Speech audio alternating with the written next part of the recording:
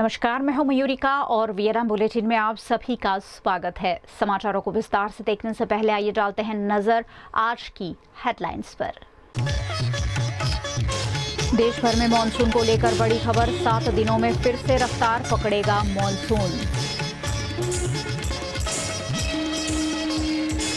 गुजरात में क्लास 1 सरकारी अधिकारी की खुदकुशी, सुसाइड नोट में आर्थिक तंगी का जिक्र। और वडोदरा में 44 साल के जिगर मेहता के अंगों का दान, कई लोगों को मिली नई जिंदगी।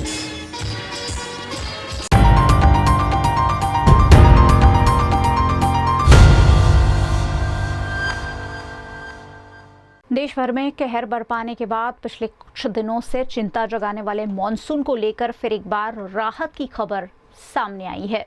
राजस्थान, गुजरात और उत्तर पश्चिम भारत के कई हिस्सों में बीते 3-4 दिनों में कमजोर पड़ा मॉनसून 20 जुलाई से फिर रफ्तार पकड़ेगा। सैटेलाइट इमेज में पूर्वी, मध्य और पूर्वोत्तर भारत के ऊपर घने बादल दिखाई दे रहे हैं।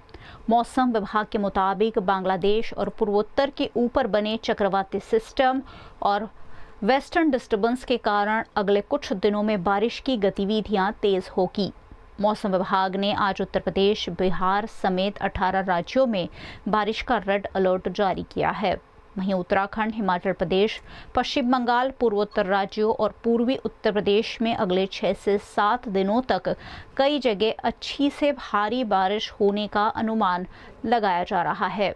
फिलहाल राजस्थान और गुजरात में मॉनसून के बादल कमजोर दिख रहे हैं, लेकिन आने वाले 7 दिनों में यहां भी अच्छी बारिश होने की संभावना मौसम विभाग जता रहा है।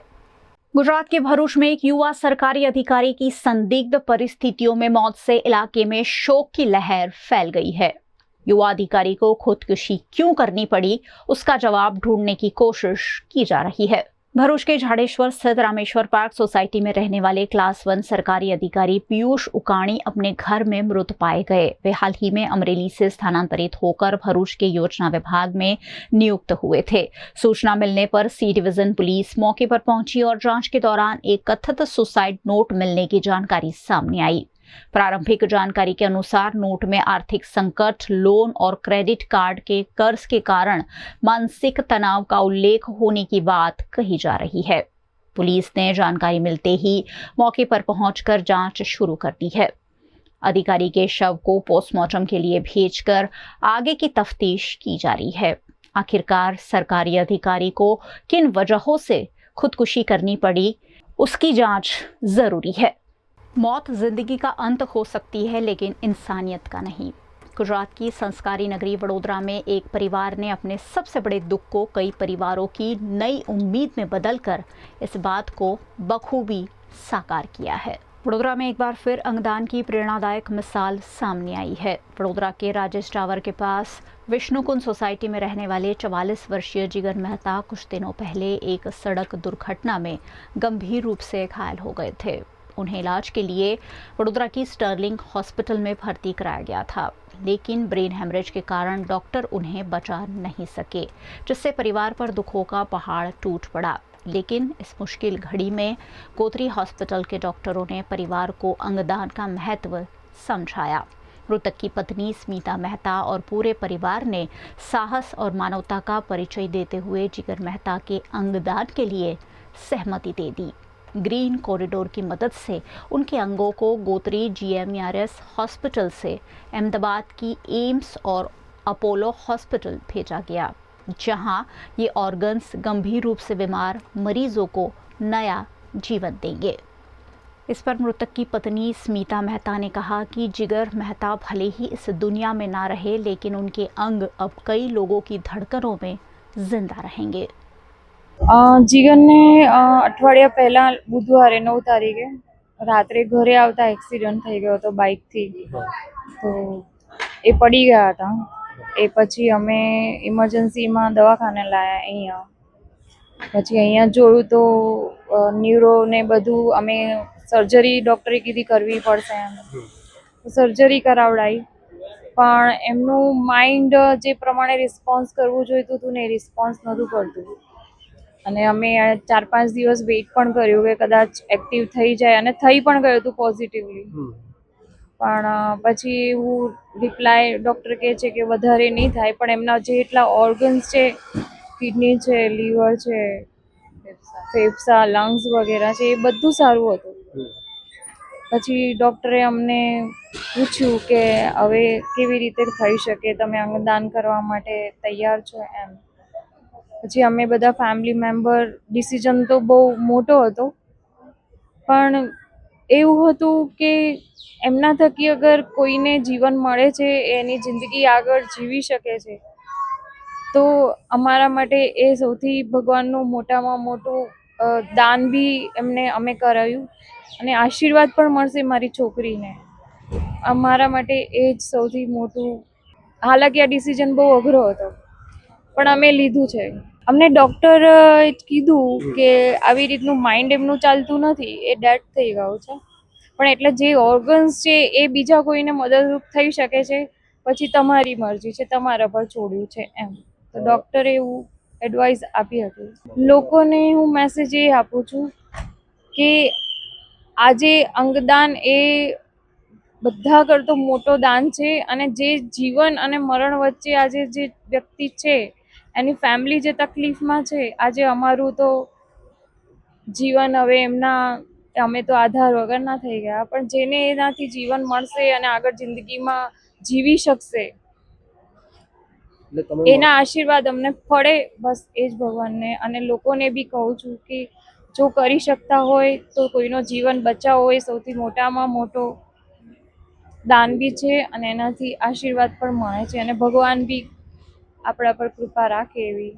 जिगर मेहता के परिवार का ये फैसला समाज के लिए एक प्रेरणा बन गया है। परिवार ने लोगों से अपील की कि वो अंगदान के लिए आगे आए, क्योंकि मृत्यु के बाद भी किसी की जिंदगी रोशन की जा सकती है। हमारे विस्तार के अंदर आप देख रहे हो कि अपने पहले नेत्रदान करते थे, रक्तदान करते थे, लेकिन जो हाल में जिस तरह से अंगदान का जो एक है, तो मैं पूरे परिवार को आज के दिन, ऐसे तो दुखद दिन होता है, लेकिन 4 दिन से परिवार के अंदर डिस्कस होके स्टर्लिंग हॉस्पिटल में अंदर हमारे जो जिगर मेहता थे वो एडमिट थे, एक्सीडेंट हुआ था उनको अपने वार्ड नंबर 8 की कचहरी के पास, जो इलेक्शन वार्ड नंबर 11 आता है, हरिओम नगर के पास, और उसके बाद में उनको स्टर्लिंग में एडमिट किया था, और उनका ब्रेन पूरा ये हुआ था, और बाद में सब ऑर्गन चालू थे। तो आज उनका पोस्टमार्टम यहाँ पे लेके आए, और उसके साथ में आज उनकी किडनी है, लीवर है, उनकी एक आई टूट गई है और दूसरी आई अच्छी है। तो अपोलो के अंदर भी लीवर का है, साथ में उनका जो हार्ट का है और किडनी का है, और सिम्स के अंदर है। ऐसे जो भी ऑर्गन है वो अलग अलग जगह, मुझे लगता है एक ही आदमी 4 से 5 लोगों को, और आज ही उनकी सर्जरी, अभी हम डॉक्टर से बातचीत करके आए, तो उनके परिवार को मैं ऐसे दुख के टाइम पे भी खुद के लड़के को जो इस हाल में नहीं, लेकिन ऐसा लगता है वो लड़का जहाँ पे भी रहेगा एक स्वरूप से लेकिन 4-4, 5-5 लोगों की जान बचा रहा है। तो ऐसे परिवार फैमिली को खूब हम आज के दिन नतमस्तक वंदन करते हैं। वीएनएम टीवी पर वक्त है एक छोटे से ब्रेक का। बने रहिए हमारे साथ। ब्रेक के उस पार भी खबरों का सिलसिला लगातार जारी रहेगा। देखते रहिए वीएनएम टीवी। क्या आप भी अपने सपनों का घर, दुकान या प्लॉट किफायती कीमतों पर खरीदना चाहते हैं? तो आपके लिए सुनहरा मौका लेकर आया है बैंक ऑफ बड़ौदा का ऑक्शन मेला। 18 जुलाई 2026 शनिवार सुबह 11 बजे से शाम 5 बजे तक एक ही जगह पर 119 प्रॉपर्टीज इन ऑक्शन। सभी प्रॉपर्टीज की जानकारी, फोटो, वीडियो, एक्सपर्ट की सलाह और इजी परचेज प्रोसेस, सभी चीजों के लिए वन स्टॉप डेस्टिनेशन। आइए और अपने सपनों की प्रॉपर्टी पसंद कीजिए। Auction facilitation centre, conference hall, bank of Baroda, 5th floor, Suraj plaza 3, Sajiganj, Vadodara. अधिक जानकारी के लिए संपर्क करें 6357014005। Bank of Baroda, auction Mela, your opportunity, our priority. For years, Trinity has been turning home buying journeys into beautiful realities, shaping spaces where families thrive and dreams live. And now, we welcome you to a new landmark of elevated living. Welcome to Trinity Heights, where premium style meets absolute affordability. starting from just 60 lakh rupees. Perfectly located on Kalali Talsat Road, connecting you effortlessly to everything you need. Is this the new RUV? Yes, it's the BG RUV 350. First time in India. With 16-inch alloy wheels, a hyperdrive motor for tough roads, and all-metal sturdy body, BG Electric presents India's first RUV. नमस्कार and जय Shri Krishna. March ending है और हर कोई अपनी company की balance sheet देखता है कि लास्ट ईयर के कंपेयर में हमने कितना ग्रोथ किया, पर मुनाफे से बड़ी बैलेंस शीट होती है भरोसे और प्रेम की। इसीलिए हम सारा गंडवेकर के लिए सबसे ज्यादा इम्पोर्टेंट है कि हमने हमारे अपनों को क्या दिया और मिलकर हमने कितना ग्रोथ किया।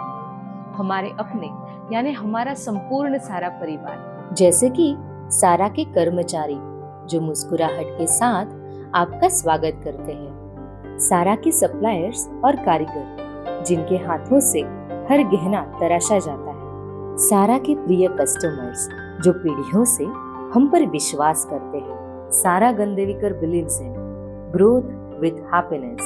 समाज में खुशियां बांटने के लिए हमने कई सोशल एक्टिविटीज का आयोजन किया। सोने की चमक तो हर जगह मिलेगी, पर भरोसे की रोशनी वही होती है जहाँ रिश्तों की बैलेंस शीट सबसे समृद्ध होती है। Sara Gandevikar jewellers, generations of trust.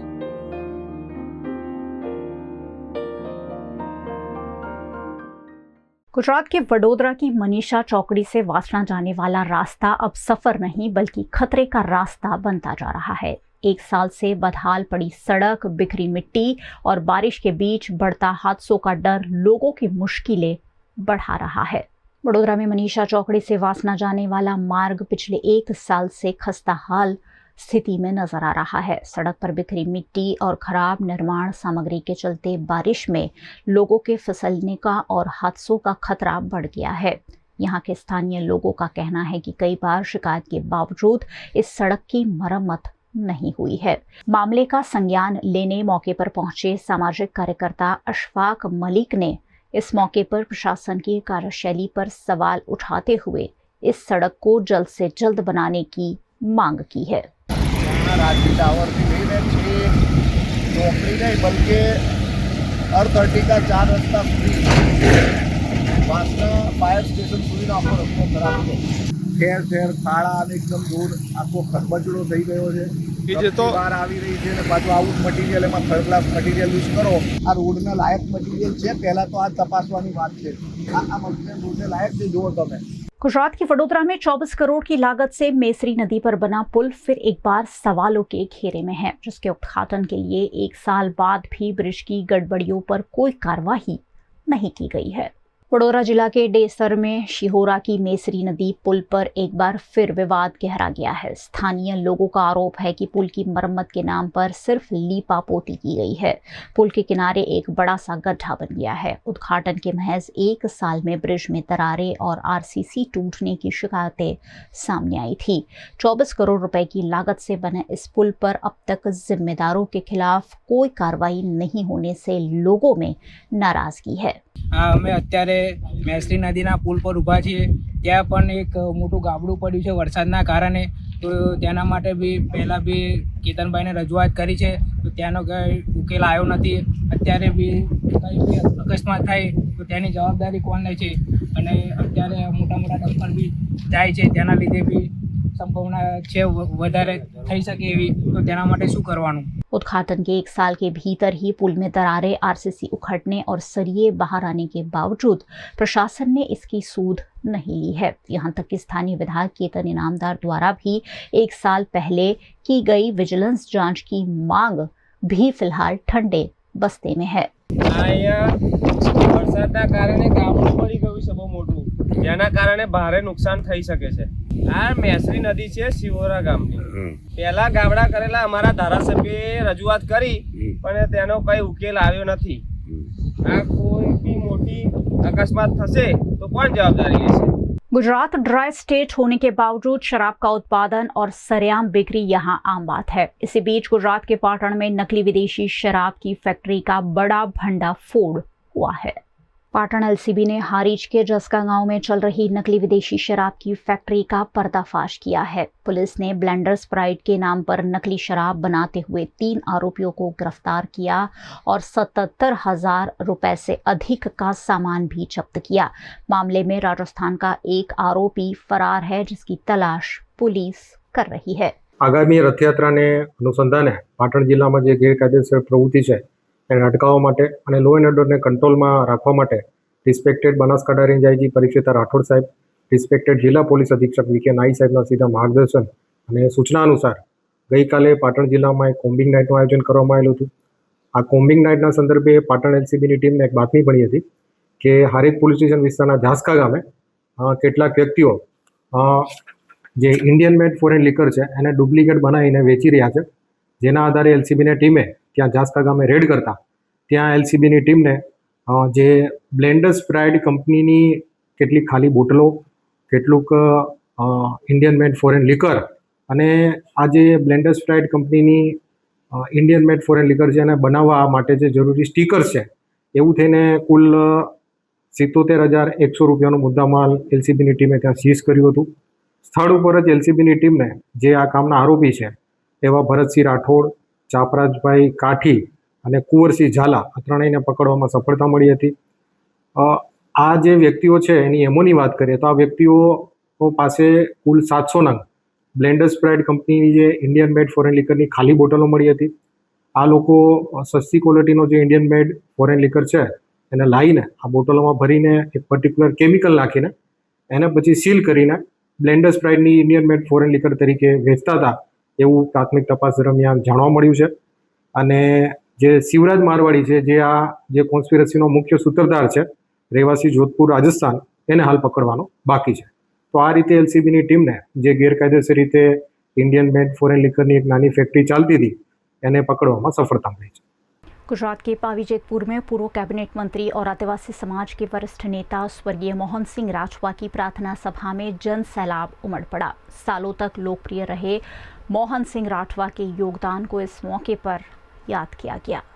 Chhotaudepur के पावीजेतपुर के एमसी राठवा आर्ट्स कॉलेज में गुजरात के पूर्व मंत्री स्वर्गीय मोहन सिंह राठवा की श्रद्धांजलि सभा आयोजित की गई। इस मौके पर अलग अलग क्षेत्र के सैकड़ों लोगों ने उपस्थित रहकर स्वर्गीय मोहन सिंह राठवा के योगदान को याद किया। गुजरात के मुख्यमंत्री भूपेंद्र पटेल ने भी उनके परिवार से मुलाकात कर संवेदना व्यक्त की। मुख्यमंत्री के दौरे को देखते हुए पूरे क्षेत्र में कड़ी सुरक्षा व्यवस्था भी की गई। भूपेंद्र पटेल ने उन्हें श्रद्धांजलि देते हुए उनकी आत्मा की शांति की प्रार्थना की। અમારા પરિવારના મૂવી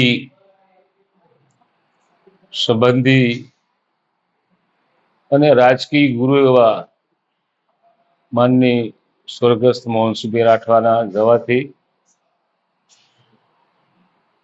અમને તો મોટું દુઃખ થયું છે, વાત સાચી, પણ સાથે સાથે આખા જિલ્લાને ખાસ કરીને પાવીજેતપુર મત વિસ્તાર અને છોટાઉદેપુર મત વિસ્તારને ભારે ખોટ પડી છે અને એ ખોટ ક્યારેય ભરાશે નહીં।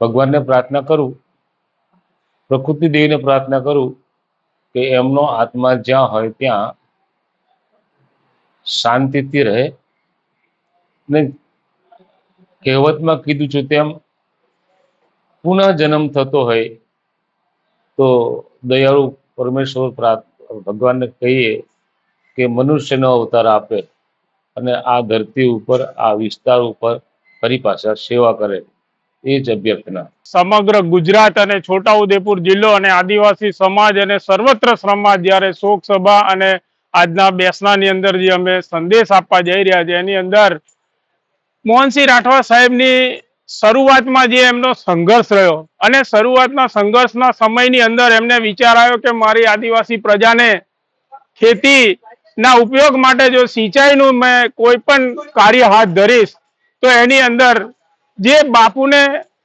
દરેક લોકોએ સાથ અને સહકાર આપ્યો અને એક સુખી જળાશય યોજનાની એમણે સ્થાપના કરી। એને લઈ અને આ આદિવાસી સમાજના અને દરેક સમાજના જે લોકો ખેતી ઉપર નિર્ભર હતા એવા તમામ ખેડૂતોને તુંબમ તુંબા અને ખેતી લાયક થયા અને ખેતીથી દરેક સમાજનું એવું નિર્માણ થયું કે દરેક લોકો કામ ધંધે જતા થયા, નોકરીએ જતા થયા, એમને રોજગારી મળી રહી ખેતીથી. એટલી બધી એમની વિશાળતા આ સમાજને એમણે આ સુખી ડેમ સ્વરૂપે એક ભેટ આપ્યો. ત્યારબાદ એમણે શિક્ષણની જ્યોત જગાવી, વનવાસી સેવા સમાજ ટ્રસ્ટની સ્થાપના કરી. ગામડે ગામડે અને તાલુકાએ એમણે આશ્રમ શાળાઓ, છાત્રાલયો, કોલેજો, એ વિજ્ઞાન પ્રવાહ હોય, એ સામાન્ય પ્રવાહ હોય, એ ટેકનિકલ વિભાગ હોય, એ તમામ માટે, બહેનો દીકરીઓ માટે 7 ક્લાસીસ, આ તમામ યોજનાઓ એમણે પોતાના ટ્રસ્ટની અંદર સ્થાપના કરી અને નાના વ્યક્તિને એમણે શિક્ષણની જ્યોત જગાવી. અને આજે એ શિક્ષણના લીધે આજે આ તાલુકાની અંદર દરેક વ્યક્તિ એવું કહી શકે છે કે આપણે રાઠવા સાહેબની ઓફિસમાં મળવા જવું છે. આજે ગાંધીનગરની અંદર પણ જ્યોત જગાવી હોય તો પૂજ્ય રાઠવા સાહેબને એમને સન્માનિત કરવામાં આવ્યા, શ્રેષ્ઠ ધારાસભ્યનું બિરુદ આપવામાં આવ્યું. એના માટે પણ આજે અમે રાઠવા સાહેબના ઋણી છે. અમે એક બાપુના પરિવાર તરીકે ખૂબ જ એમની સાથે જોડાયેલા રહ્યા અને અમારા પરિવાર અને તમામ પરિવાર વતી હું બાપુને આજે हार्दिक श्रद्धांजलि अर्पण करूं छूं। इस प्रार्थना सभा में प्रदेश भर से आए नेताओं, जनप्रतिनिधियों और बड़ी संख्या में पहुंचे लोगों ने उन्हें भावभीनी श्रद्धांजलि दी। मोहन सिंह राठवा सालों तक विधायक रहे और हमेशा ही लोगों के दुख दर्द में उनके साथ खड़े रहे। ऐसे में उनकी प्रार्थना सभा में बड़ी संख्या में लोगों ने उपस्थित रहकर शोक प्रकट किया। आदिवासी विस्तारना मसीहा मुरब्बी वडील मोहनसिंह राठवा साहेब ने श्रद्धांजलि अर्पण करवा माटे ज्यारे आववानुं बन्युं छे त्यारे मोहनसिंह राठवा साहेब माटे कंईक कहेवुं होय तो एम कही शकाय के जेमने भावथी, स्वभावथी अने प्रभावथी लोकोने आकर्षवानुं काम कर्युं छे। एक निष्ठावान नेता, एक श्रद्धावान नेता, एक नीतिवान नेता ज्यारे आदिवासी विस्तारमांथी एमनुं प्रयाण थई रह्युं छे त्यारे हूँ भगवानना चरणोमां एक ज प्रार्थना करूं के एमने पोताना धाममां राखे अने साथे साथे मोहनसिंह राठवा साहेबे सामाजिक क्षेत्रे, शिक्षण क्षेत्रे खूब सुंदर सेवाओं करी छे। पोताना विस्तारनी अंदर सरस मजानी शाळाओ, आश्रम शाळाओ, कॉलेजो स्थापी अने आ विस्तारनी अंदर शिक्षणनी ज्योत प्रगटावी छे। एवा एक निष्ठावान नेताने हूँ वारंवार श्रद्धांजलि अर्पण करूं छूं। नमस्कार। गुजरात के भरूच में वन विभाग की बड़ी लापरवाही सामने आई है, जहां पिंजरे में कैद तेंदुआ अचानक भाग निकला और एक सोसाइटी में घुसकर 2 महिलाओं को तेंदुए ने घायल भी कर दिया। भरूच के झगड़िया की उमल्ला से पकड़े गए तेंदुए को वन विभाग कार्यालय लाया गया था, लेकिन वन विभाग की लापरवाही के चलते तेंदुआ पिंजरे से निकलकर रिहायशी इलाके में पहुंच गया। यही नहीं, तेंदुए ने 2 महिलाओं पर हमला तक कर दिया। तेंदुए ने इन महिलाओं को नाखून मारे हैं, जिससे महिलाएं घायल हुई है। महिलाओं के प्रतिकार के चलते वहां मौजूद एक मासूम बच्चा बच गया। तेंदुए के हमले से घायल महिलाओं को अस्पताल में भर्ती कराया गया है, जबकि वन विभाग की टीम अब फिर एक बार तेंदुए की तलाश में जुट गई है। भरूचना झगड़िया तालुकामां काम करवा अर्थे आवेला छंतर ब्लास्टरनुं, तेमां कोई દીપડા દોડતા જઈને આવે અને 2 બહેનો પર હુમલો કરેલ છે। તો આ 2 બહેનોને આજે ભરૂચ સિવિલ હોસ્પિટલમાં એડમિટ કરવામાં આવેલ છે। एक और केंद्र और राज्य सरकार बच्चों को पढ़ाने की बड़ी बड़ी बातें करते हैं, वहीं दूसरी ओर कई गांव और जिले ऐसे भी हैं जहां छात्रों के आने जाने के लिए बस की ही सुचारू सुविधा नहीं है। ऐसे में कैसे पढ़ेगा इंडिया और कैसे बढ़ेगा इंडिया, ये सबसे बड़ा सवाल है। भरूच के झगड़िया एसटी डिपो में आज छात्रों और यात्रियों का गुस्सा उस समय फूट पड़ा जब भरूच जाने वाली मिनी बस को रोककर विरोध प्रदर्शन किया गया। प्रदर्शन करने वाले छात्रों का आरोप है कि रोजाना 70 से अधिक छात्र इसी बस से सफर करते हैं, लेकिन बड़ी बस की जगह लगातार मिनी बस भेजी जा रही है। रास्ते में अन्य गाँव के यात्री भी चढ़ते हैं, जिससे बस पूरी तरह भर जाती है। छात्रों ने इसे सुरक्षा के साथ खिलवाड़ बताते हुए बड़ी बस आवंटित करने की मांग की है, लेकिन विरोध के बावजूद ओवरलोड मिनी बस को ही यात्रियों के साथ रवाना कर दिया गया, जिससे छात्रों में आक्रोश देखने मिला। हूँ कॉलेज करूँ छूं ने 4 दिवसथी अमे बसनी मोटी मांग करीए छे। बस मिनी छे, 33 ની सीट छे, 110 जन छे। આનું નિરાકરણ અમે કેટલી અરજી પણ લેખિત આપી છે, મૌખિક પણ આપી છે, પણ કોઈ નિરાકરણ આવતું નથી। બસ આજે આ બસને અમે જવા નહીં દે અને હજુ તો ઝઘડિયા ઊભા છે, આગળ નાના સંજા, ગોવાલી, જડેશ્વર, તેની પબ્લિક જશે ક્યાં? અમને ખાલી એટલી જ માંગ છે કે મોટી બસ મૂકી આલો ને આનું નિરાકરણ આવે, બસ એ જ અમારી માંગ। सिर्फ किताब नहीं बल्कि नई सोच, नए सपनों और नई सफलता का मार्गदर्शन। वडोदरा में लॉन्च हुई क्रिएटिव सक्सेसफुल भारत टीन्स पुस्तक कुछ ऐसी ही कहानियां कहती हैं। गुजरात के वडोदरा में टीनेजर्स की क्रिएटिव सोच और व्यक्तिगत विकास को नई दिशा देने के उद्देश्य से क्रिएटिव सक्सेसफुल भारत टीन्स पुस्तक का लोकार्पण किया गया। इस मौके पर शिक्षा, साहित्य और सामाजिक क्षेत्र से जुड़े कई गणमान्य लोग मौजूद रहे। कार्यक्रम में युवाओं में क्रिएटिविटी, कॉन्फिडेंस और लीडरशिप क्वालिटी विकसित करने में इस पुस्तक की भूमिका को महत्वपूर्ण बताया गया। And I've come all the way from South Carolina to Vadodara, and I'm happy to welcome each and every one of you today. Because today is a very special day. My Nana, Dr. C.S. Booch, has written a wonderful book for teenagers called Creative and Successful Bharat Teen. And my big sister Nushka is a teenager too, so I'm excited to invite her to the stage to share a few thoughts about this inspiring book. Thank you all so much for joining us today, and please put your hands together and give a big round of applause for my sister. समारोह में पुस्तक के concept और उद्देश्य की सराहना की गई। क्रिएटिव सक्सेस बुक्स और सीसी बूच ट्रस्ट के संयुक्त तत्वाधान से आयोजित इस पुस्तक विमोचन समारोह में सारंग ध्वनि, अदिति, डॉक्टर सीएस बूच, संध्या बूच, अनुष्का मेहता समेत के लोगों की विशेष उपस्थिति रही। ये पुस्तक युवाओं को सफलता की राह पर प्रेरित करने का एक उम्दा प्रयास है। आज के इंटरनेशनल होप डे के दिन और वर्ल्ड पानीपुरी डे के दिन हम लोगों ने क्रिएटिव सक्सेस बुक्स की तरफ से एक भारत का और विश्व का भविष्य जो है वो है टीन्स। तो ये टीन्स की हाजिरी में टीन्स के द्वारा भारत के एक्सेलेंट ट्विंस जिन्होंने सपनों से आगे बढ़कर सपनों को साकार किया है, उन सब 19 टीन्स की बातें एक बुक में क्रिएटिव सक्सेसफुल भारत टीन्स ऐसे बुक का आज रिलीज़ हो रहा है और उसी के लिए हम लोग सब इकट्ठे हुए हैं। पेरेंट्स को ये सोचना है कि टीन्स को ज़्यादा जिम्मेदारी दें क्योंकि वो ऑलरेडी फ्यूचर हैं, आज ही भारत का फ्यूचर हैं, और टीन्स को समझना है कि इतने सारे टीन्स इतना सारा काम कर रहे हैं तो मैं क्या करूँगा भारत के लिए। यही हमारा उद्देश्य है, क्रिएटिव सक्सेसफुल भारत टीन्स। और ये सब जो है बच्चे, इसमें वैभव है, स्पोर्ट्स में से है, ड्राइंग में से है, साइंस, टेक्नोलॉजी और चेस, इनोवेशंस, डांस, तबला वादन, ऑल द पीपल जिन्होंने बहुत अच्छा प्रदर्शन किया और भारत की तरफ से भारत को रिप्रेजेंट किया, ऐसे सब लोगों का इसमें लिखा हुआ है और ये पढ़ के दूसरे सब बच्चे भी ये करने के लिए प्रोत्साहित हो सकें, यही हमारा उद्देश्य है। प्रखर महर्षि श्री अरविंद को कृष्ण चेतना 1926 में हुई थी, जिसका शताब्दी वर्ष इस वर्ष मनाया जा रहा है। इस मौके पर गुजरात के वडोदरा शहर में भी विभिन्न कार्यक्रम आयोजित किए जा रहे हैं। महर्षि अरविंद घोष एक महान योगी, दार्शनिक, कवि और भारतीय राष्ट्रवादी थे। उन्होंने भारतीय स्वतंत्रता संग्राम में एक क्रांतिकारी के रूप में महत्वपूर्ण भूमिका निभाई और बाद में वे पूर्ण रूप से अध्यात्म और योग की ओर मुड़ गए। महर्षि अरविंद का सिद्धि दिवस हर वर्ष 24 नवंबर को मनाया जाता है। ये दिन 1926 में श्री अरविंद के शरीर और भौतिक चेतना में उच्च दिव्य चेतना के अवतरण की ऐतिहासिक घटना की याद दिलाता है। इसके बाद उन्होंने पूर्ण योग साधना के लिए एकांतवास ले लिया था। ये दिवस श्री अरविंद के अनुयायियों के लिए सबसे महत्वपूर्ण 4 दर्शन दिवसों में से एक है। इस वर्ष सिद्धि दिवस का शताब्दी महोत्सव मनाया जा रहा है। इस मौके पर वडोदरा के अरविंद आश्रम में अरविंदो सोसाइटी द्वारा विभिन्न आयोजन लगातार किए जा रहे हैं।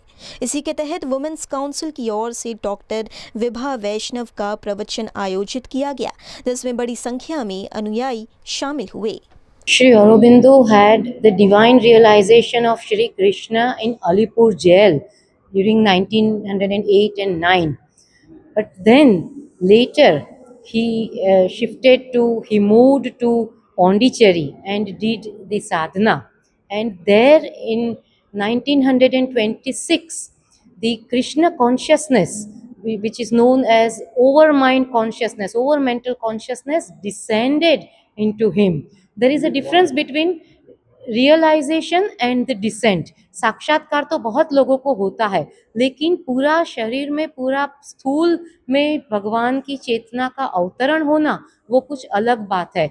And that was during that happened in 1926 in Pondicherry, and that Sri Aurobindo said that was a step forward for the further manifestation, descent and manifestation of the higher consciousness, which is known as supramental consciousness, अतिमानसिक चेतना। सो अतिमानसिक चेतना को पृथ्वी पर लाने के लिए ये अधिमानस अवतरण जरूरी था, और उनमें वो कृष्ण कॉन्शियसनेस का अवतरण हुआ था।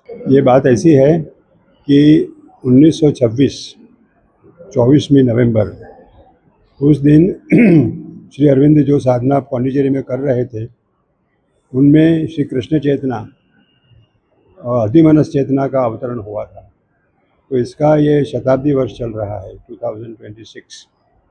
तो हम अलग अलग प्रोग्राम कर रहे हैं। वीएनएम बुलेटिन में वक्त है एक और छोटे से ब्रेक का। बने रही हमारे साथ। ब्रेक के बाद जल्द हाजिर होंगे कुछ और खबरें लेकर। क्या आप भी अपने सपनों का घर, दुकान या प्लॉट किफायती कीमतों पर खरीदना चाहते हैं? तो आपके लिए सुनहरा मौका लेकर आया है बैंक ऑफ बड़ौदा का ऑक्शन मेला। 18 जुलाई 2026 शनिवार सुबह 11 बजे से शाम 5 बजे तक एक ही जगह पर 119 प्रॉपर्टीज इन ऑक्शन। सभी प्रॉपर्टीज की जानकारी, फोटो, वीडियो, एक्सपर्ट की सलाह और इजी परचेज प्रोसेस, सभी चीजों के लिए वन स्टॉप डेस्टिनेशन। आइए और अपने सपनों की प्रॉपर्टी पसंद कीजिए। Auction facilitation centre, conference hall, bank of Baroda, 5th floor, Suraj plaza 3, Sajiganj, Vadodara. अधिक जानकारी के लिए संपर्क करें 6357014005। Bank of Baroda auction Mela, your opportunity our priority. Hotel Tarasons Maharaja Sayajirao की नगरी में आधुनिकता को संजोती एक ऐसी भव्य होटल जो आपको कराती है कभी न भुला पाने वाला एहसास। ताराज किचन के डाइनिंग में आपको मिलता है अलग अलग क्यूजिन्स का delicious pure veg taste. Tara's country cafe में फ्रेंड्स और फैमिली के साथ बिताए पल आपको करते हैं तरोताजा। ताराज बेकरी बाइट्स की हर एक बाइट आपके टेस्ट बड को करती है सेटिस्फाइड। तारासंस में वैकेशन मनाना हो या स्टेकेशन, आधुनिक लाइफस्टाइल को फुलफिल करता है एक बेहतरीन अनुभव। छोटी बड़ी पार्टी हो या सगाई, शादी जैसे बड़े मौके, बिजनेस मीटिंग हो या करनी है कोई इवेंट, तारासंस के अलग अलग कैपेसिटी के बैंक्वेट आपके खास मौके को बनाते हैं बेहद शानदार। Hotel Tarasons behind Yash complex, Geri road, near Sundaram Nagar, Gotri road, Vadodara. V&M Foundation, transforming lives, empowering communities. Inspired by the late Sri A.D. Vyasa's life journey, the V&M Foundation was established in 2018, dedicating and making a positive and enduring impact on lives of individual and community. V&M Foundation is working on issues that can improve the society today and tomorrow. Health and education, environmental wellness, inclusion, women empowerment, sports, art and culture. Collaborate with us. Sponsor a project through an annual CSR fund. Support activities and events for community welfare. Elevate your brand through annual association with V&M Foundation. Volunteer your time and skill. Donate now and claim an ATG tax exemption. V&M Foundation is registered under Section ATG of the Income Tax Act. V&M Foundation, transforming lives, empowering communities. For more details, contact 918734872606 or 919879572606। हजारों किलोमीटरों की दूरी, screen के उस पार बैठे गुरु और वर्षों की अथक साधना। जब समर्पण सच्चा हो तो कला ना सीमाओं में बंधती है और ना ही दूरी उसे रोक पाती है। कुछ यही साबित किया वडोदरा की अनन्या वसावड़ा ने। अमेरिका में रहकर ऑनलाइन भरतनाट्यम सीखने वाली 14 वर्षीय अनन्या वसावड़ा ने वडोदरा में अपना पहला सोलो आरंगेत्रम प्रस्तुत किया। गुरु डॉक्टर शरद पंड्या के वर्चुअल मार्गदर्शन में वर्षों की साधना के बाद अनन्या ने लाइव संगीत के साथ शानदार प्रस्तुति देकर दर्शकों की खूब सराहना बटोरी। ये कार्यक्रम भारतीय शास्त्रीय कला और डिजिटल शिक्षा के सफल संगम का प्रेरणादायक उदाहरण बना।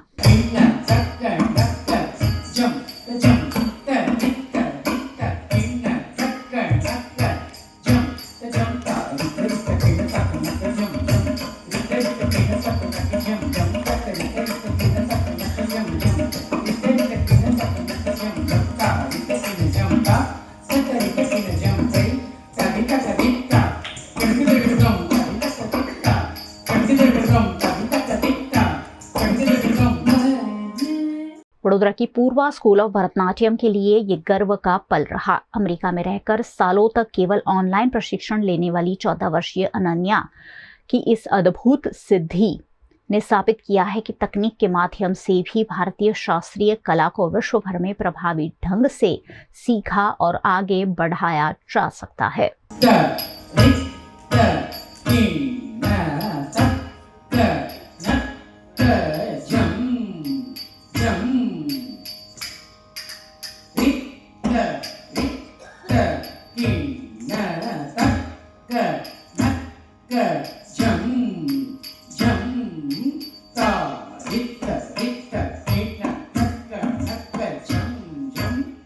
हाँ जी, ये पूर्वा स्कूल ऑफ भरतनाट्यम की विद्यार्थिनी है और ये अमेरिका स्थित है। Born and brought up America में है हमारी गुजराती लड़की और उनका जन्म वहाँ यूएसए में हुआ। पिछले 5 साल से वो मेरे पास ऑनलाइन क्लासेस ले रही है। वो एक बहुत बड़ा चैलेंज होता है, गुरु के सामने रहकर सीखना और ऑनलाइन सीखना, इसमें बहुत फ़र्क होता है। टेक्निकल प्रॉब्लम भी होते हैं। फिर भी मुझे बहुत खुशी है कि 14 साल की बच्ची ने जो कर दिखाया वो बहुत ही कमाल है और इसके साथ वो नृत्य कला में और आगे बढ़ेगी और बढ़ती रहेगी। वो उनकी भी खुद की इच्छा है और उनके माँ बाप की भी इच्छा है। तो आज हमारी उनकी आरंगेट्रम की प्रस्तुति थी। आज दुनिया में जितनी भी कलाएँ मिले, जिसको जो मौका मिले वो सीखना चाहिए। कहते हैं कि जीवन में हर एक आदमी के पास एक कला तो होनी ही चाहिए। अगर वो कला उसके पास में नहीं है तो संस्कृत में कहा है, उसका मैं अनुवाद करूँ तो ऐसा है कि जिसके पास कला नहीं है वो बिना पुछ का प्राणी समान होता है, पशु समान होता है। तो अच्छी बात है, आज मौका है, दस्तूर है और सारी सुविधाएं हैं। तो जितने यंगस्टर्स हैं इनको मैं कहूँगा, सिर्फ ये मैं नहीं कहूँगा कि मैं भरतनाट्यम गुरु हूँ तो वो सब भरतनाट्यम ही सीखें, पर भारतीय कला उनके मूल स्वरूप में अभी भी जिंदा है, उसको आत्मसात करें और सीखें। क्योंकि इसके साथ में हमारा योगा से भी बहुत बड़ी बात इसमें है। तो मन शरीर सब काबू में रहना और उसके साथ कला प्रस्तुति करना, ये बहुत आत्मसात करने वाली बात होती है। तो सबको एक कला तो जरूर सीखनी ही चाहिए। गुजरात के वडोदरा शहर की मांजलपुर विधानसभा में विधायक योगेश पटेल के निधन के बाद उपचुनाव कराए जा रहे हैं, जिसके लिए भारतीय जनता पार्टी की ओर से सतीश पटेल ने आज अपना नामांकन दर्ज कराया है। वडोदरा में भारतीय जनता पार्टी के मांजलपुर विधानसभा उम्मीदवार सतीश पटेल ने आज कलेक्टर कार्यालय पहुंचकर अपना नामांकन पत्र दाखिल किया।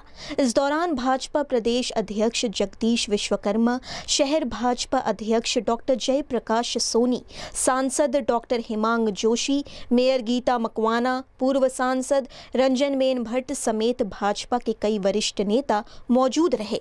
12:39 के विजय मुहूर्त में सतीश पटेल ने चुनाव अधिकारी दर्शन शाह समक्ष अपना नामांकन पत्र जमा किया। इस मौके पर भाजपा नेताओं ने पार्टी की जीत का विश्वास जताया है। भारतीय जनता पार्टी ने हमारा गुजरात प्रदेशના આદરણીય અધ્યક્ષ જગદીશ પંચાલ સાહેબ મારા ફોર્મ ભરવા માટે અહીંયા પધાર્યા હતા અને આજે અમે અહીંયા કલેક્ટરમાં ફોર્મ જમા કર્યું। ભારતીય जनता પાર્ટીની માજલપુર વિધાનસભાની સીટ હર હંમેશા ભારતીય जनता પાર્ટીની જ રહી છે, એટલે અમે બીજું કોઈ વિચારવા માંગતા હોય કે સ્વર્ગીય યોગેશ કાકાના નિધન પછી આ સીટ પણ કાયમ રહેશે। वडोदरा की सिग्मा यूनिवर्सिटी में आज नए शैक्षणिक सत्र की शुरुआत हुई। दीक्षा आरंभ कार्यक्रम के साथ में ये शैक्षणिक सत्र शुरू हुआ। इस मौके पर हजारों छात्रों के सामने मोटिवेशनल स्पीचेस दी गई। इस मौके पर सिग्मा यूनिवर्सिटी के कल्चर और सिग्मा यूनिवर्सिटी के विजन को लेकर बात की गई। हजारों छात्र इस मौके पर उपस्थित रहे और जो अपने करियर की शुरुआत करने जा रहे हैं, उनकी आंखों में उस हौसले को और भी बुलंद किया गया। रंगारंग प्रस्तुतियों और उत्साहपूर्ण माहौल के बीच आयोजित इस कार्यक्रम में वडोदरा के पुलिस कमिश्नर नरसिम्हा कुमार और जाइडेक्स ग्रुप के CMD डॉक्टर अजय रांका मुख्य अतिथि के रूप में मौजूद रहे। दोनों अतिथियों ने विद्यार्थियों का स्वागत करते हुए उनके जीवन में अनुशासन, मेहनत और सकारात्मक सोच के साथ आगे बढ़ने का संदेश दिया। साथ ही इस मौके पर सिग्मा यूनिवर्सिटी के प्रेसिडेंट हर्ष शाह और वाइस प्रेसिडेंट श्रेया शाह समेत सिग्मा यूनिवर्सिटी के सभी स्टाफ मौजूद रहे।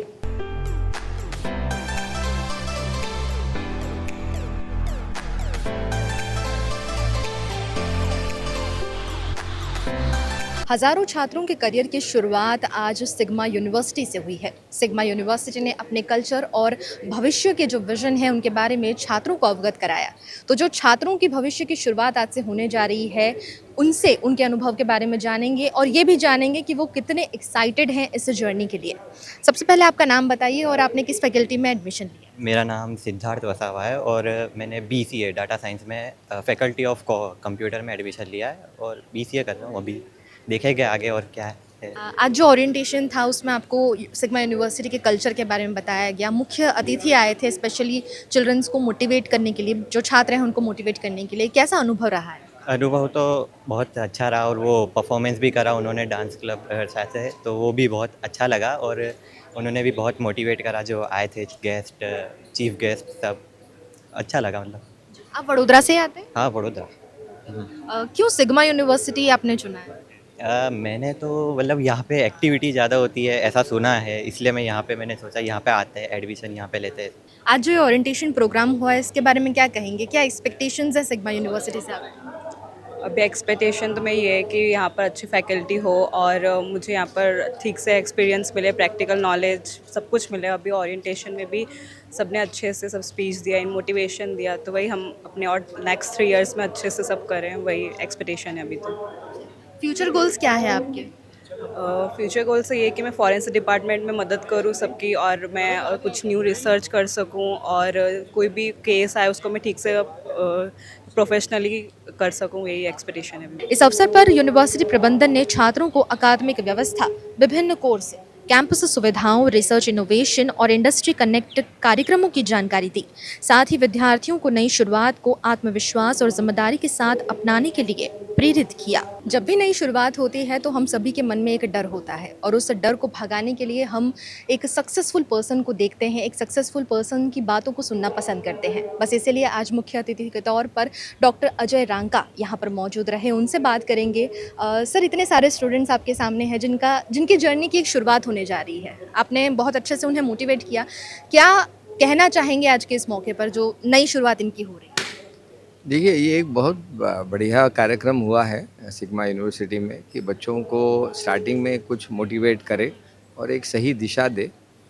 दिशा एक ही है कि देखिए, इस देश के अंदर यदि आपको आगे बढ़ना है, सक्सेसफुल होना है, तो छोटे से मंत्र है, पहले कंजूसी सीखो, यानी कम रिसोर्स में काम करना सीखो, ज़्यादा इधर उधर पैसे का वेस्टेज मत करो। दूसरा है कि 70 घंटे काम करो। जब तक आप उतना हार्डवर्क नहीं करेंगे, सीखेंगे नहीं, नई टेक्नोलॉजी को आत्मसात नहीं करेंगे, आप बड़े आदमी बन ही नहीं सकते। तीसरी बात यह है कि एक बहुत बड़ी अपॉर्चुनिटी वर्ल्ड के अंदर क्रिएट हो रही है वेल्थ जनरेशन की, और मुझे लगता है कि हिंदुस्तान उसका फ़ायदा ले सकता है, क्योंकि हमारे नौजवान हैं जो इस चैलेंज को ले सकते हैं। आज उनकी सारी जो डिफ़िकल्टी है कि मुझे सीखने को मिलेगा क्या, मुझे मौका मिलेगा क्या, सब मिलेगा। देखिए, 100 रुपये में से हिंदुस्तान में आज सिर्फ 4 रुपया है आज, लेकिन 96 रुपये बाहर है। आगे जाके 25 रुपया हमारे यहाँ हो जाएगा, लेकिन ये 25 रुपये करने के लिए कौन करेगा? आपको ही करना पड़ेगा। तो मुझे लगता है कि हमारे स्टूडेंट लोगों ने यदि ये थॉट प्रोसेस रखी कि इतना बड़ा वेल्थ का अपॉर्चुनिटी उनके सामने है और क्या हम उसको ले सकते हैं, क्या हम वर्ल्ड को कॉम्पीट कर सकते हैं, बस यही मैसेज है। दीक्षारंभ कार्यक्रम के साथ सिग्मा यूनिवर्सिटी में नए विद्यार्थियों के शैक्षणिक सफर की औपचारिक शुरुआत हुई है और इस मौके पर सभी ने छात्रों को शुभकामनाएं दी हैं। जी सर, आज सिग्मा यूनिवर्सिटी का ओरिएंटेशन प्रोग्राम रहा। इस मौके पर मुख्य अतिथि भी आए और उन्होंने जो छात्रों को मोटिवेट किया है। आज के इस पूरे प्रोग्राम के बारे में क्या कहेंगे? नमस्कार, मैं डॉक्टर प्रियेश गांधी, कुलपति सिग्मा यूनिवर्सिटी। जैसे आज हम हमारे सिग्मा यूनिवर्सिटी में जो नए विद्यार्थी है उन्होंने जो एडमिशन लिया है उनकी हम दीक्षा आरंभ कर रहे हैं 26-27 के लिए। मुख्य अतिथि के तौर पे वडोदरा शहर के माननीय पुलिस कमिश्नर श्री नरसिम्हा कोमर IPS हाजिर थे। उन्होंने विद्यार्थियों और पेरेंट्स को और टीचर्स को समाज में उनका कैसे योगदान कर सकते हैं, विकसित भारत कैसे बना सकते हैं, and as a police officer कैसे स्टूडेंट्स को क्या क्या ध्यान देना चाहिए ड्यूरिंग देयर स्टडीज़, अभ्यासक्रम के दौरान, एंड कौन सी बाबतों से उनको दूर रहना चाहिए, कौन सी बाबतों पर उनको फोकस करना चाहिए, उनके लिए मार्गदर्शन दिया, प्रेरित किया है। और सिग्मा यूनिवर्सिटी इंडस्ट्री के साथ भी बहुत अच्छा काम कर रही है। तो गेस्ट ऑफ ऑनर के तौर पे डॉक्टर अजय राणका जो चेयरमैन एंड मैनेजिंग डायरेक्टर है जाइडेक्स ग्रुप के, वो भी उपस्थित है और वो विद्यार्थियों को, पेरेंट्स को सिग्मा यूनिवर्सिटी और इंडस्ट्री कैसे काम करती है, इंडस्ट्री की क्या एक्सपेक्टेशन है, उनके लिए मार्गदर्शन कर रहे हैं। और उनके साथ साथ सिग्मा यूनिवर्सिटी ने पार्थ शाह जो डायरेक्टर है फेरमेट ग्रुप ऑफ कंपनीज के, उनको भी इनवाइट किया है as a guest of honour. तो वो भी विद्यार्थियों और पेरेंट्स को मार्गदर्शन करेंगे कि इंडस्ट्री की क्या एक्सपेक्टेशन है, क्या कौन सी चीज़ पे ध्यान देना चाहिए, कौन सी चीज़ पे ध्यान नहीं देना चाहिए। सो आज हम दीक्षा आरंभ कर रहे हैं विकसित भारत बनाने के लक्ष्य जो हमने हमारे प्राइम मिनिस्टर साहब ने रखा है, नरेंद्र मोदी साहब ने, तो उनकी और जो हमारे भारतीय संस्कृति के मुताबिक जो हम अभ्यासक्रम चालू कर रहे हैं, तो आज हमने इस प्रोग्राम का नाम दीक्षा आरंभ रखा है। सो दीक्षा आरंभ से सिग्मा यूनिवर्सिटी का नया एकेडमिक ईयर 26-27 हम आज चालू कर रहे हैं, शुभारंभ कर रहे हैं। गुजरात के वडोदरा की बहुचर्चित मांजलपुर विधानसभा सीट पर भाजपा के सतीश पटेल के सामने कांग्रेस पार्टी ने OBC कार्ड खेलते हुए गुजरात सरकार के पूर्व मंत्री रहे भीखाभाई रबारी को मैदान में उतारा है। वडोदरा के कलेक्टर कार्यालय में मांजलपुर विधानसभा से कांग्रेस प्रत्याशी भीखाभाई रबारी ने भी अपना नामांकन पत्र दाखिल किया है। इस मौके पर गुजरात कांग्रेस के अध्यक्ष अमित चावड़ा, वडोदरा शहर कांग्रेस अध्यक्ष ऋत्विज जोशी समेत कई वरिष्ठ नेता और बड़ी संख्या में कांग्रेस कार्यकर्ता उपस्थित रहे। भीखाभाई रबारी ने चुनाव अधिकारी दर्शन शाह समक्ष अपना नामांकन पत्र जमा करवाया है। बधी बेकारी ने मोंघवारी ने तो पड़तो नहीं, पण जे मुसीबतों छे आम जनतानी गंदू पाणी अपोलतमां आटला वर्षो सुधी तमे शासन कर्युं छे, हजू स्मार्ट सिटीना नाममां पैसा खाखा करो छो। शुद्ध पाणी तो आपो। एयर पोल्यूशन केटલું બધું છે, થોડા દિવસ પછી તો ગેસ ચેમ્બરમાં આ વડોદરા શહેર આવી જશે, જીવાય નહીં। સાથે સાથે જેટલા બધા ફૂડ ઇન્સ્પેક્ટરો ફરે છે ને, દરેકની અંદર ભેળસેળ, રોજ હોટલોમાં જઈને જુએ છે કે આ ભેળસેળના ફેંકી દેવાનું। પ્રજાને આપો ને સ્વચ્છ પાણી આપો, સ્વચ્છ ખોરાક મળી રહે। ભ્રષ્ટાચાર અમાવ થાય છે, એટલે આ બધાના મુદ્દાઓ જનતાના લઈને હું એને વાચા આપવા માંગુ છું। બધા જ ભાજપવાળા છે, ધારાસભ્યો, એક તક મને આપો જેથી કરીને આ જનતાનો હું એનો સાક્ષી બનું, એનો અવાજ બનું। એના માટે વિનંતી કરું છું જનતાને કે તક આપો। मांजलपुर विधानसभा सीट से सालों तक विधायक रहे स्वर्गीय योगेश पटेल हमेशा ही आयाती उम्मीदवारों का विरोध करते रहे हैं, लेकिन उनके निधन के बाद उनकी सीट पर मांजलपुर के बजाय छाणी का उम्मीदवार मैदान में उतार दिया गया है, जिसका गुजरात प्रदेश कांग्रेस अध्यक्ष अमित चावड़ा ने विरोध किया। एक पायाना कार्यकर एवा योगेशभाई पटेले वर्षो सुधी आ विधानसभामां काम कर्युं અને અચાનક એમના અવસાનથી ખાલી પડેલી આ માંજલપુર વિધાનસભાની પેટા ચૂંટણીમાં આજે કોંગ્રેસ પાર્ટી તરફથી ભીખાભાઈ રબારીના રૂપે એક એવા ઉમેદવારની પસંદગી કરી છે કે જે સામાન્ય ગરીબ પરિવારમાંથી આવી BE મિકેનિકલ સુધીનો અભ્યાસ કર્યો, સંગઠનમાં શહેર કોંગ્રેસથી લઈને વોર્ડથી લઈને પ્રદેશ સુધી કામ કર્યું, વિધાનસભામાં ચૂંટાઈને રાજ્ય સરકારના મંત્રી તરીકે ऊर्जा उद्योग सहित अनेक विभागों में काम कर्યું અને નક્ષિક પ્રમાણિક કહી શકાય કે જેણે ક્યારે પૈસાને નહીં પણ લોકોને પ્રાધાન્ય આપ્યું। આ માંજલપુર વિધાનસભા વિસ્તારમાં અનેક નવી વસાહતો બનાવવાથી લઈ અને વડોદરાના એક એક નાનામાં નાના વ્યક્તિના પ્રશ્ન માટે હંમેશા ભીખાભાઈએ અવાજ ઉઠાવ્યો છે, લડાઈ લડ્યા છે અને સતત લોકો વચ્ચે રહ્યા છે। એટલે આજે માંજલપુરની જનતા ઉમેદવાર જાહેર થતાની સાથે જ ચર્ચા કરી રહી છે કે એક તરફ ભીખાભાઈ જેવા અનુભવી, પ્રમાણિક અને માંજલપુરના સ્થાનિક ઉમેદવાર છે અને બીજી તરફ ભારતીય જનતા પાર્ટીએ બહારના ઉમેદવાર આપ્યા. ભારતીય જનતા પાર્ટીનો પોલીસ પ્રશાસન ને પૈસાની તાકાત છે, ત્યારે આ અસત્ય સામે સત્યની લડાઈ સાબિત થવાની છે, અધર્મ સામે ધર્મની લડાઈ સાબિત થવાની છે અને ભ્રષ્ટાચાર સામે પ્રમાણિકતાની લડાઈ સાબિત થવાની છે અને બહારના સામે માંજલપુરના સ્થાનિક ઉમેદવારની લડાઈ આ ચૂંટણીમાં સાબિત થવાની. સાથે સાથે વડોદરામાં જે ભારતીય જનતા પાર્ટીનો ભ્રષ્ટાચાર છે, જે ગેરવહીવટ છે, જે દર વર્ષે મહાનગરપાલિકાના ભાજપના શાસકો અને રાજ્ય સરકારની જે મિલીભગતને કારણે કરોડો રૂપિયાનો ભ્રષ્ટાચાર કરવામાં આવે છે ને એનો ભોગ વિશ્વામિત્રી નદીમાં દર વર્ષે પૂર આવે ને લોકો એનો ભોગ બને છે. દર વર્ષે જે ભાજપના ભ્રષ્ટાચાર સર્જિત પૂર આવે છે એના કારણે માંજલપુર વિધાનસભાનો મોટો વિસ્તાર પણ દર વર્ષે એનો ભોગ બને છે. આખું વડોદરા શહેર ભોગ બને છે.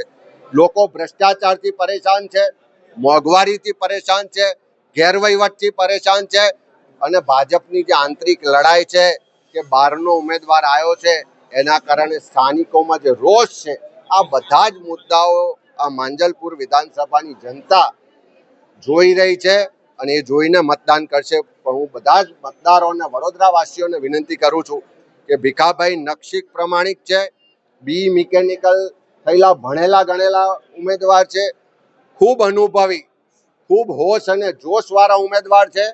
ત્યારે એમને તક આપશો તો માંજલપુરનો અવાજ તો વિધાનસભામાં પહોંચશે, પણ આખા વડોદરામાં જે વિપક્ષનો, લોકોનો જે તકલીફોનો, ભ્રષ્ટાચાર સામેનો, ગેરવહીવટ સામેનો અવાજ વિધાનસભામાં પહોંચતો નથી, એ લોકોનો અવાજ પહોંચાડવાનું કામ પણ ભીખાભાઈ કરશે એવો વિશ્વાસ છે. ત્યારે સર્વ સમાજના સ્વીકૃત, પ્રમાણિક, અનુભવી कांग्रेस पार्टी ना उम्मीदवार आप्या है एनु सर्वने। गुजरात के वडोदरा की विश्व प्रसिद्ध एमएस यूनिवर्सिटी में 75% अटेंडेंस अनिवार्य कर दी गई है, लेकिन छात्र जो है इसे फिजिबल नहीं मान रहे हैं। वडोदरा की एमएस यूनिवर्सिटी की कॉमर्स फैकल्टी में एसवाई और टीवाई बीकॉम के छात्रों के लिए 75% अटेंडेंस जरूरी होने का नियम लागू नहीं करने की मांग उठी है।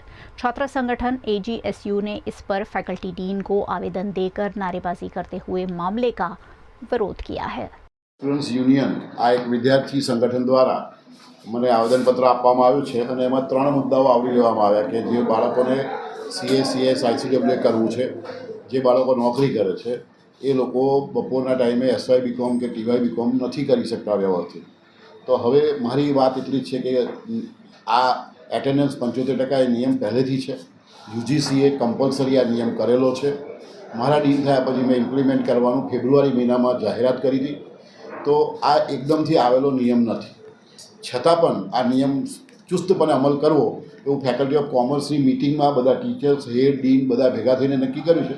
તો ફરી એક વખત હું ડીન તરીકે ફેકલ્ટીની મિટિંગ બોલાવી, ત્યાં અમે ચર્ચા કરી અને પછી આનો જવાબ છે 1 અઠવાડિયામાં આપશું એવું નક્કી કર્યું છે। एजीएसयू का कहना है कि अगर 75% अटेंडेंस अनिवार्य की गई तो कई छात्रों का ग्रेजुएशन प्रभावित हो सकता है। इसलिए अब तक चली आ रही व्यवस्था को ही जारी रखा जाए और अटेंडेंस को अनिवार्य ना किया जाए। आज रोज ऑल गुजरात स्टूडेंट यूनियन एजीएसयूना कार्यकर्ताओं द्वारा फैकल्टी ऑफ कॉमर्स की मेन बिल्डिंग पर फैकल्टी ऑफ कॉमर्सना डीन प्रोफेसर प्रज्ञेश शाह सरने आवेदनपत्र आपी रजूआत करवामां आवी छे। विद्यार्थीओने साथे राखीने फैकल्टी ऑफ कॉमर्स में डीन सर द्वारा जो 75% जो अटेन्डन्स फरजियात करवामां आव्युं छे ते खूब सारी बात है। विद्यार्थीओ ज्यारे स्कूलनो अभ्यास समाप्त कर्या पछी युनिवर्सिटी में आवे तो खरेखर युनिवर्सिटीनी मजा सौथी पहला तो ए लोको माणी शके। युनिवर्सिटीनो अभ्यास है ते लोकोने खबर पड़े कि युनिवर्सिटी में शुं अभ्यास करवामां आवतो होय छे। साथे साथे युनिवर्सिटी में एवा घणा प्रोग्राम चाले छे केम्पसनी अंदर जे विद्यार्थीओ पोतानो जो स्किल है ते डेवलप करी सके। तो फैकल्टी ऑफ कॉमर्सना जे डीन सर है कंईक ने कंईक एक जग्या ए साचा है, परंतु हूँ एमने रजूआत ए करी है कि अमे लोकोए डीन साहेब ने कि एवा विद्यार्थीओ के जे लोको सेकंड ईयर बीकॉम और थर्ड ईयर बीकॉम में अभ्यास करी रह्या छे तो 75% हाजरी ते लोको माटे कंईक ने कंईक एफोर्ड नहीं, कारण के ए लोको एफर्ट नहीं करी सकता। मुख्य कारण ये है कि विद्यार्थीओ अभ्यासनी साथे साथे ए लोको नौकरी करता होय छे, घरनी आर्थिक परिस्थिति ए लोकोनी जे छे ते एटली सारी होती नहीं। પ્રોફેશનલ અભ્યાસ જેમ કે CS, CA, CMA લોકો કરતા હોય છે, એની સાથે સાથે વિદ્યાર્થીઓ ગવર્મેન્ટ કોમ્પિટિટિવ પરીક્ષાની પણ તૈયારીઓ કરતા હોય છે. તો આ 75%નું જે અટેન્ડન્સનું જે ક્રાઇટેરિયા છે તે સેકન્ડ યર BCom અને થર્ડ યર BComમાં લાગુ ન કરવામાં આવે તેવી અમારી આજરોજ એમના સમક્ષ જે રજૂઆત છે તે હતી.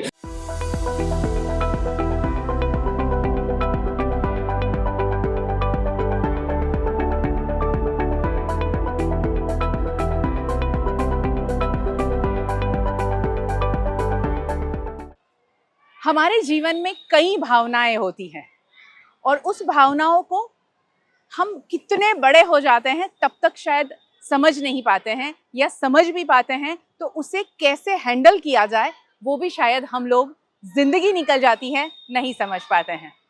मगर अब ऐसा हमें नहीं होने देना है और इसीलिए VNM फाउंडेशन ने 2023 से जो प्रोजेक्ट शुरू किया है पहल बेहतर कल की ओर. जब मानसिक स्वास्थ्य, मेंटल हेल्थ की बात आती है तब शायद हम बहुत सारी चीज़ों से दूर भी भागते हैं कि नहीं नहीं नहीं ये इस मुद्दे पर बात नहीं करनी है. मगर हम कोशिश कर रहे हैं इस पहल बेहतर कल की ओर प्रोजेक्ट के तहत 5वीं कक्षा से 8वीं कक्षा तक के बच्चों को मेंटल हेल्थ पर बात करना बहुत ज़्यादा ज़रूरी है. हर साल वडोदरा शहर की नगर प्राथमिक शिक्षा समिति की अलग अलग स्कूल में इस प्रोजेक्ट को लेकर हम जाते हैं और इस वर्ष हम तरसाली रोड पर आई पुष्टि प्राथमिक शाला में हम इस प्रोजेक्ट को लेकर आए हैं. आज पहला सेशन इस प्रोजेक्ट का साल का हुआ और आने वाले 9 महीने तक हम रोज़ाना बच्चों के साथ बात करने वाले हैं हमारे इमोशंस, यानी कि हम क्या क्या इमोशन के साथ में आगे बढ़ते हैं जीवन में. मानसिक स्वास्थ्य में जरा सा भी उतार चढ़ाव जब आपको नज़र आता है, कोई भी फीलिंग के साथ में आप अच्छा बुरा जो भी महसूस करते हैं उसके बारे में बात करना क्यों ज़रूरी है, ये सारी बातें हम साल भर बच्चों के साथ में डिस्कस करते हैं, उनको समझाते हैं, सिखाते हैं. तो इस प्रोजेक्ट में आज से जो सेशन शुरू हुआ है उसमें हमने जितने भी प्रकार की हमारी फीलिंग्स है, भावनाएं हैं, उसके बारे में आनल ने बताया. तो किस तरह आनल बच्चों के साथ में इंटरेक्ट करती हैं, क्या आज बच्चों ने सीखा, चलिए मेरे साथ दिखाते हैं कि लागणी यानी कि फीलिंग्स को बच्चों ने कैसे समझा. સામેવાળાને તકલીફમાં જોઈને આપણે પોતે એને મદદ કરવા માટે આગળ વધી ગયા. હવે મદદ એ લાગણી નથી, મદદ એ ક્રિયા છે, પણ એમાં જે આપણે અનુભવીએ છે લાગણી એને દયા કરુણા એને આપણે લાગણી કહીશું. પછી આ કઈ લાગણી છે ધ્યાનથી જોજો. ગુસ્સો તો છે પણ બીજું પણ કંઈક છે. અને બીજી છોકરી એને કઈ રીતે જોવે છે? ઈર્ષ્યા. એને આની પાસે સરસ સમજો કે આ બંને બહેનો છે, આની પાસે સરસ ટેડી બિયર છે અને આ એને કઈ રીતે જોવે છે? ઈર્ષ્યાથી. હે નવાઈની બહુ ટેડી બિયર વાળી. આપણે એવું કહીએ છીએ ને બેનપણી નવી નવી પેન્સિલ લઈને આવે અને આમ બધાને બતાવતી હોય કે જો આમાંથી તો સુગંધ આવે છે, રબરમાં સુગંધ આવે છે. તો આપણે શું કરીએ, આપણી પાસે ના હોય તો નવી નવાઈની પેન્સિલવાળી. આપણે ખુશ થવું પડે કોઈની ખુશીમાં કે ભલે સરસ વાપરે છે વાંધો નહીં, પણ ઘણીવાર આપણને શું થતું હોય છે? ઈર્ષ્યા. પછી આ શું છે? આ છે ચિંતા. શું છે? ચિંતા. બરાબર. એનું જે મોઢું છે, એની આંખ છે આમ થઈ ગઈ છે કે અરે આવું થયું તો, હે મને એમને ક્લાસમાં ના આવવા દીધો તો, કાં તો હું હારી ગયો તો, મારી મમ્મી મને બોલશે તો આ ચિંતાની લાગણી દર્શાવે છે.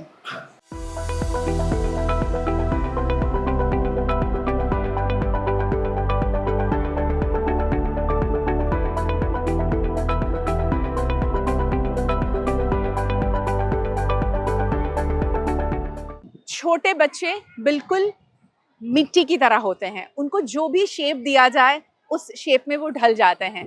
इसीलिए 5वीं कक्षा से हमने बच्चों को सिलेक्ट किया है कि छोटे बच्चों से लेकर बड़े बच्चों तक हम ये मेंटल हेल्थ, मानसिक स्वास्थ्य पर अलग अलग मुद्दों पर चर्चा करें. और पिछले 3 साल से इस प्रोजेक्ट को हमें सहयोग कर रहा है यूनाइटेड वे ऑफ बड़ौदा.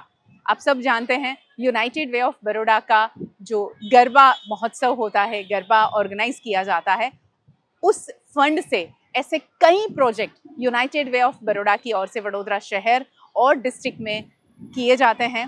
और यहाँ पर मैं धन्यवाद करूंगी यूनाइटेड वे ऑफ बड़ौदा का और हमारी स्कूल का, जो हमारे साथ में इस प्रोजेक्ट को आगे बढ़ाने में हमारा हिस्सा बने हैं, हमारा हाथ थामा है।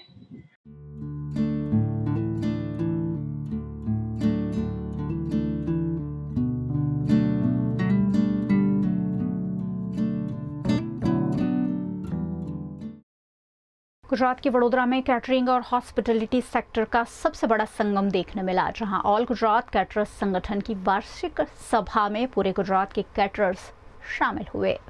वडोदरा के सयाजी नगर गृह में ऑल गुजरात कैटरर्स एसोसिएशन की वार्षिक आम सभा का आयोजन किया गया। इस वर्ष कार्यक्रम की मेजबानी वडोदरा कैटरर्स एसोसिएशन को मिली। इस कार्यक्रम का शुभारंभ प्रियदर्शन स्वामी के हाथों किया गया। कार्यक्रम में गुजरात भर से 1500 से अधिक कैटरर्स और फूड इंडस्ट्री से जुड़े लोग शामिल हुए। इस मौके पर कैटरिंग एक्सपो भी लगाया गया, जिसमें आधुनिक किचन उपकरण, नए फूड प्रोडक्ट्स और हॉस्पिटैलिटी क्षेत्र की नई तकनीकों का प्रदर्शन किया गया। आज अमारी माटे बहु गर्वनी बात है कि ऑल गुजरात केटरिंग एसोसिएशन नु गेट टुगेधर कम एजीएम वडोदरा ने लगभग 12 वर्ष पछी यजमान पद मळ्युं छे। એ માટે હું ઓલ ગુજરાત કેટરિંગ એસોસિએશનનો આભાર માનું છું। આજે છેલ્લા 2 મહિનાથી આજના કાર્ય માટે, આજના દિવસ માટે અમે લોકો મહેનત કરતા હતા। આજે અહીંયા અમારે 45 સ્ટોલ્સ અમે લાયા છે, ઘણા મોટા પાયે આયોજન કરેલું છે। અમારા કેટરિંગને લગતું જેટલી બી પ્રોડક્ટ્સ હોય, જે અમારા વપરાશમાં આવી શકતી હોય, એ દરેક વસ્તુને અહીંયા અમે સ્ટોલ્સ ઊભા કર્યા છે અને એ માટે કેટરિંગના વેપારીઓને એનો મેક્સિમમમાં મેક્સિમમ ઉપયોગ થઈ શકે એવું આયોજન કરેલું છે। અમે વડોદરા એક સંસ્કારી નગરી છે અને એને આપણા સંસ્કારને અનુરૂપ અમે આયોજન કરેલું છે। इस आयोजन का उद्देश्य कैटरिंग उद्योग को नई दिशा देना, व्यावसायिक नेटवर्किंग बढ़ाना और नई तकनीकों से सभी को जोड़ने का रहा। कार्यक्रम में बिजनेस इंटरेक्शन और सांस्कृतिक प्रस्तुतियां भी आकर्षण का केंद्र रही। વડોદરા માટે ખૂબ ગૌરવની આ ક્ષણ છે અને વડોદરા માટે આ એક ગૌરવ લઈ શકાય એવી આ વાત છે કે ઓલ ઇન્ડિયા કેટરર્સ દ્વારા આવું સરસ મજાનું જ્યારે એજીએમ થયું છે ત્યારે વડોદરાએ યજમાન પદ સ્વીકારી અને ખૂબ સારી રીતે આયોજન કર્યું છે અને કેટરિંગને લગતી જેટલી પણ આમાં એસેસરીઝ આવે કે જે પણ યુઝ થતું હોય એ તમામ આની અંદર જોડાયા છે।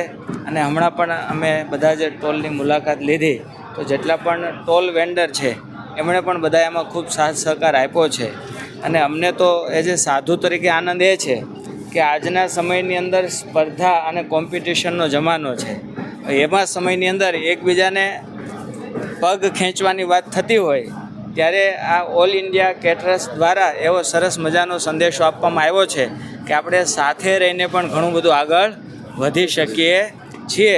नई पीढ़ी को पर्यावरण का संरक्षण सिखाना बेहद जरूरी है और यही पहल गुजरात के अरवली के मोड़ासा में देखी गई, जहां प्रकृति के संवर्धन में छात्रों को भी शामिल किया गया। गुजरात के अरवली के मोड़ासा में एक घर एक वृक्ष अभियान अंतर्गत मोड़ासा केलवणी मंडल की Modasa high school, Sarvodaya high school और बी कनाई स्कूल के विद्यार्थियों को पौधों का वितरण किया गया। इस मौके पर पूर्व राज्य मंत्री और मोड़ासा के विधायक भिखू सिंह परमार, केलवणी मंडल के पदाधिकारी, आमंत्रित अतिथि और शिक्षकों ने करीब 1800 छात्रों को पौधे भेंट किए। कार्यक्रम के दौरान विद्यालय परिसर में वृक्षारोपण भी किया गया। आयोजकों ने विद्यार्थियों से पौधों की नियमित देखभाल करने और पर्यावरण संरक्षण में सक्रिय सहभागिता निभाने का आह्वान किया। आज मोड़ासा केलवणी मंडल द्वारा आयोजित आ वृक्षारोपणना कार्यक्रमों विविध स्कूलोना आचार्यों द्वारा आ कार्यक्रम थयो, जेनी अंदर अहींयो आ पटरांगणमां जे बाळको छे ते लगभग 1000 बाळको छे। दरेकने एक छोड़ आपवामां आव्यो छे। एवी ज रीते कनाल स्कूलमां पण 600 થી 700 बाळकोने त्यां पण एक वृक्ष आपवामां आव्युं छे। एटले आम कुल 1800-1900 છોડવાઓ વૃક્ષો આજે દરેક એમના ઘરે આ બાળકો એમને વાવશે અને એ ઉછેરશે, એનો મને સંપૂર્ણ વિશ્વાસ છે। एक और पर्यावरण बचाने की बड़ी बड़ी बातें की जा रही है, वहीं दूसरी ओर अवैध रूप से काटे जा रहे जंगलों को सरकार नहीं रोक पा रही है, जिस पर सवाल उठना लाजमी है। वडोदरा के सावली हालोल रोड पर मुख्य नर्मदा नहर इलाके में अवैध रूप से पेड़ काटे जाने का मामला सामने आया है। स्थानीय लोगों का आरोप है कि लकड़ी चोरी करने वाला गिरोह लंबे समय से इस इलाके में सक्रिय है और कई पेड़ों को काटकर नुकसान पहुंचाया जा रहा है। जब भी वन विभाग के चौकीदार वहां पहुंचते हैं, संदिग्ध लोग मौके से फरार हो जाते हैं। घटना के बाद ग्रामीणों और पर्यावरण प्रेमियों में नाराजगी है।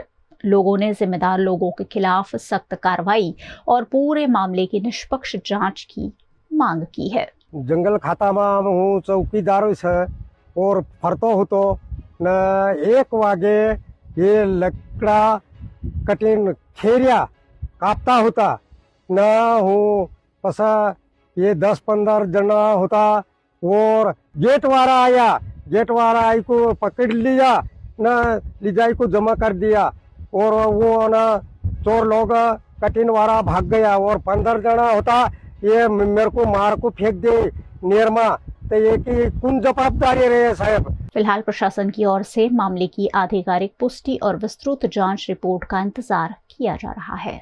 वीएनएम बुलेटिन में फिलहाल इतना ही। वीएनएम के समाचारों को रोज रात 9 बजे फेसबुक और यूट्यूब पर तो आप लाइव देखते ही है, साथ ही डेली हंड, वोडाफोन टीवी, जियो टीवी और जियो टीवी फाइबर 647 नंबर के चैनल पर वीएनएम टीवी को रोजाना 24 घंटे लगातार देखा जा सकता है। देखते रहिए वीएनएम, जुड़े रहिए वीएनएम के साथ। नमस्कार।